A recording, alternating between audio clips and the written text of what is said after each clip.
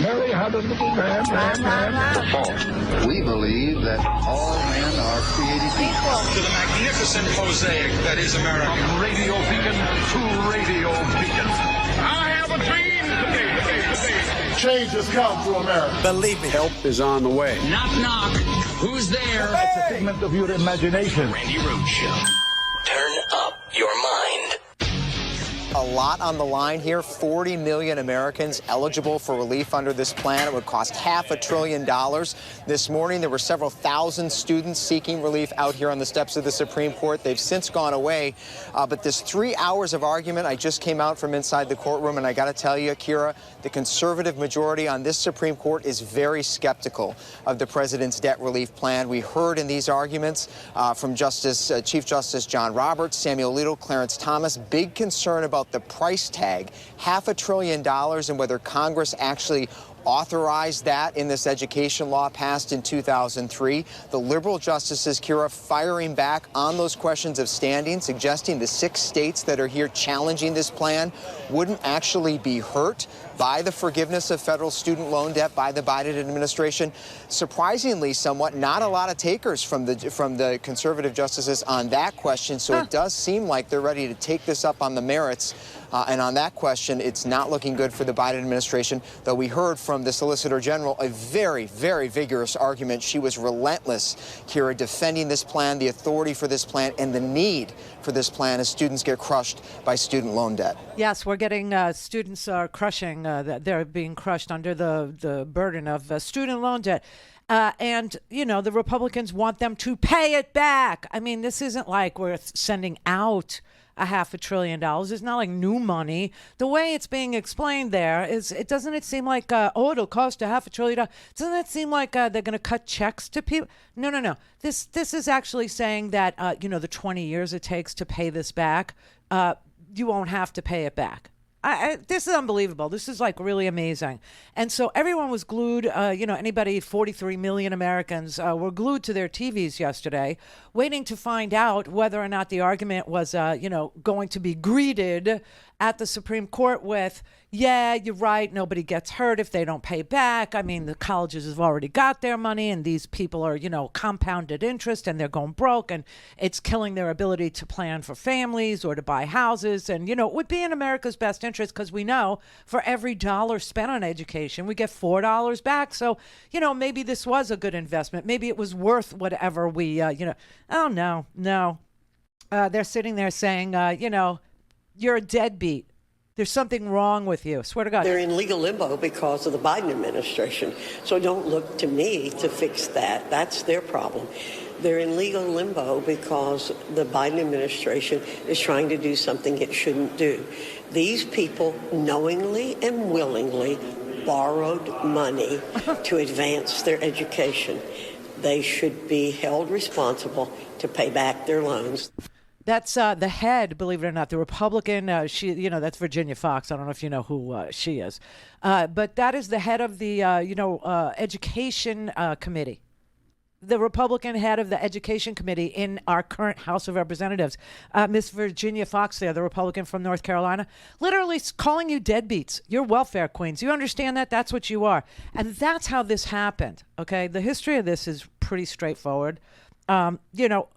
If you're looking for, the policy that caused states to stop subsidizing education as a good investment, like when did that happen, and why was the burden then placed on the individual instead of, state schools getting subsidies? That would be Ronald Reagan. That would be Ronald Reagan's doing. I swear to God, in the 1970s, just so you know, states would pay 65% of the cost of college for you to go. And by 2013, our states cover about 30%. And, the federal government covers about 10%, covered about 10% in the 70s, now a whopping 16%. And all of the costs, while they went up, the burden was placed on students. The burden was placed on people who are trying to educate themselves. And so it's national forces that have, seismically shifted the burden for people who believe that higher education is, a pathway to better wages or a pathway to information, and information is the coin of the realm. And that's what happened. So in the 1980s, 1981, with a coalition of congressional Republicans and conservative Democrats, believe it or not, Congress, did a combination of tax and budgeting measures, and no federal program suffered more than student aid, okay? And they just slashed it. They slashed it under the, these were the reasons, I swear to God. I mean, we went back and researched it. So the White House and the Office of Management and Budget, I don't know if you remember Stockton, but David Stockman, anybody? Okay. But in the White House and the Office of Management and Budget, David Stockton, he argued that cutting aid would, of course, reduce the deficit. Others decided that federal intrusion, paying for your college was a federal intrusion into your life. Seriously. Helping you go to college was a federal intrusion. And then others said that government support, and this is my favorite argument, government support of students upsets the natural order of the nuclear family. They haven't changed at all. They actually said that that government support of students upset the natural order of the nuclear family, supplanting parents and their obligation to provide. The quote here, this is David Stockman's quote. He was Reagan's OMB director, Office of Management and Budget. Here's his quote. He said, "Students are tax eaters and a drain and a drag on the American economy. Student aid isn't a proper obligation of the taxpayer." And Terrell Bell, who was Reagan's education secretary, said students who need aid are part of the problem and no different from underserving Americans who are welfare queens. No different than the welfare queen, the out-of-work father drawing unemployment insurance, the poor family on Medicaid, the elderly in need of Medicare, or even farmers relying on subsidies, okay? That this was the Secretary of Education, Terrell Bell, that students were part of the education problem in America. So, and when this all happened, Reagan won the next election, 1984, in a landslide. And so everybody thought, that's the way to go. That's the way to go. There's no electoral consequence for cutting higher education spending. In fact, voters were more likely to punish lawmakers for raising taxes than they were for cutting student aid. And so grants to students became loans. And that's how we got here. Just thought you might want to know. And today we have in 28 states per student spending cut by more than 25%. 25%.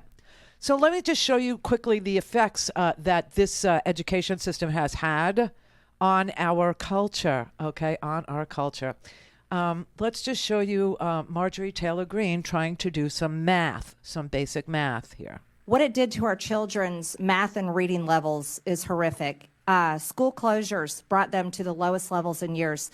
English 8th graders' math proficiency dropped by 7 points. Reading levels dropped by 2 points. There are 1,524,524 and 481. This is over 1 million, 1.5 million. She can't read big numbers. She can't read big numbers. It's amazing. The number apparently was 1,524,481. She just couldn't. She couldn't read the damn number in front of her on a piece of paper in a report. And of course, she's blaming COVID.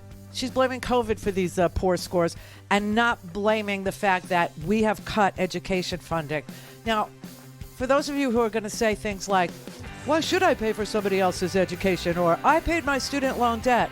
I want you to understand where your tax dollars actually go. Now, think about it for a brief moment. Where do they go? Well, one quick example. Okay, I will probably never drive on a road in, Utah. I'm just guessing. Does that mean I don't want to pay my taxes that may go to building a road in Utah? See what I mean? Yeah, okay. Don't have time to listen to the live show? Want to hear more on your schedule? Go to randyrhodes.com and buy a stinking podcast.